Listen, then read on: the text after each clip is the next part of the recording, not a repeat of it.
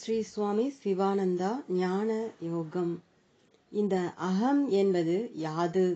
நான் அல்லது தான் என்றும் பாவம் அல்லது ஆத்மாபிமானம் அல்லது வடமொழிப்படி அகங்காரம் என்பது அஞ்ஞானம் அல்லது பிரகிருத்தியினிடமாக பிறந்த தன்னை நிலைநாட்டும் தத்துவம் அபிமானம் என்பதுதான் என்பதே கர்வம் அகம்பாவமே.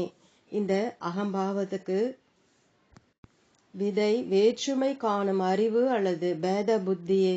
இந்த நான் என்னும் எண்ணமே கடவுள் அல்லது ஆத்மாவிடமிருந்து தனிப்பட்ட தன்மையாகிய எண்ணத்தை சிருஷ்டித்துள்ளது. இந்த அகம் என்பதே மனிதனது துன்பங்களுக்கும் ஜனன மரணங்களுக்கும் மூல காரணம்.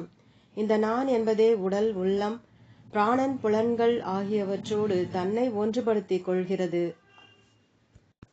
அகங்காரம் இருக்கும் இடங்களிலெல்லாம் மமகாரம் எனது. தன்னலம், விருப்பு வெறுப்புகள், காமம், கோபம், பேராசை, கபடம், கர்வம், பொறாமை, மதிமயக்கம், இருமாப்பு, தற்பெருமை, துடுக்கு, வாசனைகள், திருஷ்ணை அல்லது பேரவாக்கள், விருத்திகள் அல்லது சங்கல்பம், உலக வாழ்வில் பற்றுதல், அபினிவேஷம், காரணத்துவம், கர்த்தா போக்தா ஆகியவை குடிகொண்டிருக்கின்றன. இந்த அகம்பாவத்தின் இயல்பை பற்றி நீ மிக தெளிவாக அறிதல் வேண்டும். அப்போதுதான் அதை ஒழித்து கட்டலாம். அகம்பாவத்தை கொள்வது என்பது மனதை கொள்வதேதான். எண்ணம், ஆசைகள், பேரவாக்கள், மமகாரம், சுயநலம், பொறாமை, கர்வம், காமம் ஆகியவற்றை அழிப்பது என்பது மனது அல்லது ஆத்மாபிமானத்தை அழிப்பதேயாம். இந்திரியங்களை கட்டுப்படுத்துவது கூட மனம் அல்லது அகம்பாவத்தை அழிப்பதேயாம். இந்த அகங்காரம் சூட்சும ரூபத்தை கொள்கிறது. சூட்சுமமான அகங்காரத்தை ஆத்மானத்தை போல ஸ்தூல அகங்காரம் அவ்வளவு தீமையானதல்ல. ஸ்தாபன அகங்காரம் ஒரு சூட்சும வடிவான அகங்காரமே. ஒரு மனிதன் தன்னை ஒரு ஸ்தாபனத்தோடு ஒன்றுபடுத்தி கொண்டு அந்த ஸ்தாபனம் அல்லது சமயத்திடம் பற்றுக்கொள்கிறான். அவனுக்கு தாராள மனப்பான்மை இல்லை. இந்த ஆத்மா அபிமானம் வேலை செய்யும் விதம் மிக மர்மமானது. அதன் பல வகையான வேலைகளை கண்டுகொள்வது கஷ்டம். அதன் வேலையை உணருவதற்கு மிக சூட்சுமமான கூர்ந்த அறிவு அவசியமாகிறது. நீ மௌனமாக தினமும் பரிசோதனையை அபியசித்தால் அது செய்யும் மர்ம வேலைகளை கண்டறிய சாத்தியமாகும். இந்த அகங்காரத்துக்குத்தான் பிறந்த இடம் ஜில்லா. அந்த ஜில்லாவின் மக்கள் தனது தாய்மொழி, தனது சுற்றத்தார், நண்பர், தான் உண்ணும் உடுக்கும் விதம் ஆகியவற்றின் மீதே பற்றுதல் இருக்கும். அவனுக்கு சொந்தமான பாரபட்சங்களும் இச்சைகளும் இருக்கின்றன. மற்றவர் உண்ணும் விதம், உடுக்கும் விதம் முதலியவற்றை வெறுக்கிறான். இந்த அகங்காரமானது மற்றவர்கள் மீது அதிகாரத்தையும் செல்வாக்கையும் செலுத்த விரும்புகிறது. அவன் பட்டங்கள், மரியாதை, பதவி, கௌரவம், நல்வாழ்வு, வீடு, வாசல், மனைவி, மக்கள் ஆகியவற்றை விரும்புகிறான். அவன் தன்னை உயர்த்தி கொள்வதையே விரும்புகிறான். மற்றவரை அதிகாரம் செலுத்தி ஆள விரும்புகிறான். அவனது குற்றங்களை யாராவது எடுத்து கூறினால் அவனது தற்பெருமையால் கோபம் அடைகிறான். யாராவது தன்னை புகழ்ந்தால் மகிழ்ச்சி கொள்கிறான். இந்த அகங்காரம் எனக்கு எல்லாம் தெரியும் என்று சொல்லிக் கொள்கிறது. அவனுக்கு ஒன்றுமே தெரியாது. நான் சொல்வதுதான் சரி, அவன் சொல்வது முழுதும் தப்பு. அவன் எனக்கு தாழ்ந்தவன், நான் அவனுக்கு மேற்பட்டவன் என்கிறான்.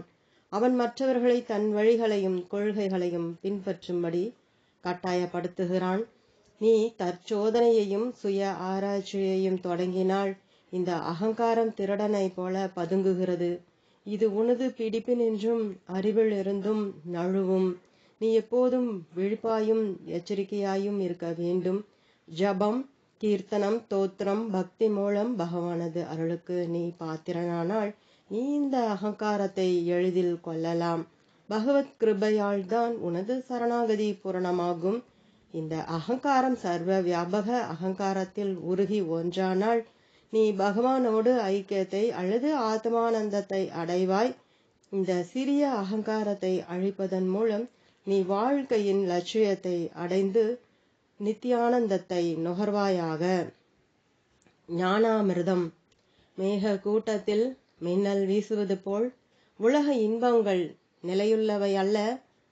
பழுக்க காய்ந்த இரும்பின் மீது ஊற்றின நீர்த்துளி போல் ஆயுள் எந்த நிமிடத்திலும் முடிந்துவிடும். பாம்பின் வாய்ப்பட்ட தவளை தன் பற்களால் அப்பாம்பின் சதையை உண்ண விரும்புகிறது. அதேபோல் காலமாகிய பாம்பினால் விழுங்கப்பட்டும் உலகத்து மனிதர்கள் நிலையற்ற உலக விஷயங்களை அனுபவிக்க ஆதங்கம் கொண்டுள்ளனர். இரவும் பகலும் மனிதன் தேகத்தின் பொருட்டு வெகு கஷ்டத்துடன் பற்பல வேலைகளை செய்கிறான். ஆனால் தேகமோ தான் அல்லது ஆத்மாவின் என்று வேறுபட்டது. ஆகவே ஈண்டு ஆத்மாவுக்கு என்ன இன்பம் கிடைக்கக்கூடும்? இவ்வுலகில் தந்தைமார், தாய்மார், உடன் பிறந்தோர், மனைவிமார், சுற்றத்தார், நண்பர் ஆகியோரை சந்திப்பதும் நிலையற்றது. அது மக்கள் நீர் பருக ஒரு இடத்தில் கூடுவது போல ஒரு நதியில் இரு மரத்துண்டுகள் சந்திப்பதை போல ஆகும். செல்வம் நிழலைப் போல் மாறுவது, கடலின் அலைகளைப் போல இளமை நிலையல்ல. ஸ்திரீ சங்கத்தால் விளையும் இன்பம் கனவை போன்றது. வாழ்க்கை குறுகியதும் நிச்சயமற்றதுமானது. எனினும் மானிடர் இவற்றில் எத்தகைய பற்று கொண்டிருக்கின்றனர். மாயை மர்மமானது, மோகம் அற்புதமானது. உலக வாழ்க்கையின் போக்கு கனவு போன்றது. அது எப்போதும் வியாதி முதலியவற்றால் பீடிக்கப்பட்டுள்ளது. அது ஆகாய கோட்டை போன்றது. மூடன் தான் அதை பின்பற்றி ஓடுவான். ஒவ்வொரு சூரியோதய அஸ்தமனத்தாலும் ஆயுள் தேய்ந்து வருகிறது. மற்றவர்கள் மரிப்பதையும் மூப்படைவதையும் நீ பார்த்து கொண்டிருந்தாலும் உலக வாழ்வின் வீண் பெருமையாகிய உனது சொந்த கனவிலிருந்து நீ விழித்து கொள்வதில்லை. ஒரு நாளை போல் இன்னொரு நாள், ஒரு இரவை போல் இன்னொன்று. எனினும் மூட மனிதன் உலக இன்பங்களை பின்பற்றியவனாய் காலன் செல்வதை காண்பதில்லை. அந்தோ சுடாத பானையில் வைத்த நீரை போல் ஆயுள் ஒவ்வொரு கணமும் தேய்கிறதே. பகைவரை போல நோய்கள் உடலை தாக்குகின்றன. விருத்தியாபியம் உன்னை துன்புறுத்துகிறது. மரணம் உன்னை விழுங்க எப்போதும் காத்திருக்கிறது. அது உன்னை விழுங்க காலத்தை எதிர்நோக்குகிறது. ஒருவன், நான் உலகம் முழுதும் பெயர் பெற்ற விஞ்ஞானி, நான் தொண்டை காது நோய்களின் நிபுணன், நான் பெயர் பெற்ற பாடகன் என்று கூறும்போது அவன் தனது தேகமேதான் என்ற எண்ணத்தில் கூறுகிறான். இவ்வாறு மனிதர்கள் புழு பூச்சிகளுக்கு உணவாவதும் மண்ணோடு மண்ணாக கூடும் தேகத்தையே தாங்களாக நம்புகின்றனர். சர்மம், எலும்புகள், சதை, சுரப்புகள், சிறுநீர், சூக்களும் இரத்தம் போன்றவைகளானதும் எப்போதும் மாறுவதும் தளர்வதுமான தேகம் ஒருபோதும் ஆத்மாவாக மாட்டாது. நான் இந்த சரீரம் என்ற எண்ணம் அவித்யை அல்லது அஞ்ஞானம் எனப்படும். நான் இந்த சரீரம் அல்ல. நான் எப்போதும் ஆனந்தமயமாய் நித்தியமாய் எங்கும் வியாபகமான ஆத்மாவே. இது ஞானம் எனப்படும். ஆத்ம ஞானம் அஞ்ஞானத்தை அழிக்கிறது. நாம் முடிவான முக்தியை அடைய விரும்பினால் நாம் எப்போதும் பிரம்ம ஞானத்தை அடைவதற்கு முயற்சி செய்ய வேண்டும். ஆசை, காமம், பகை, பொறாமை, பேராவல் ஆகியவை ஞானத்துக்கு சத்துருக்கள். அவற்றின் பிராபல்யத்தால் மனிதர்கள் தந்தைமார், சகோதரர், நண்பர் முதலியவர்களை கூட கொன்று விடுகின்றனர். எல்லா மன காய்ச்சலுக்கு மூலம் காமமே. காமம் நற்குணத்தை நாசமாக்கும். ஆகவே காமத்தை கைவிட்டு சுகமாயிரு.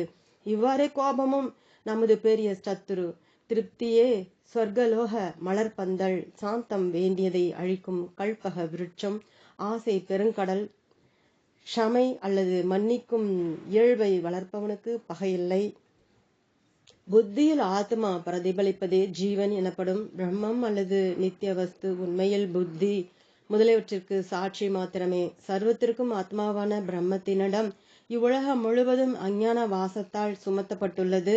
அப்பிரம்மம் சர்வ வியாபகமாய் எல்லையற்று மிக சூட்சுமமாக இருப்பதால் உய்த்துணரக்கூடிய பொருள். அவர் மாசு மறுவற்றவர், புனிதமானவர். அவர் பரமாத்மா.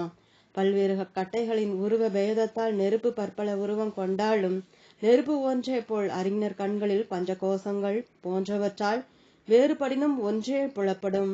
ஒரு பரிசுத்தமான ஸ்படிகம் வர்ணமுள்ள வஸ்துவோடு சேர்ந்து இருப்பதால் தானும் வர்ணமுடையதாக தோன்றுவது போல பிரம்மமும் சேர்ந்துள்ள வஸ்துவால் வேறுபாடுடையது போல தோன்றுகிறது.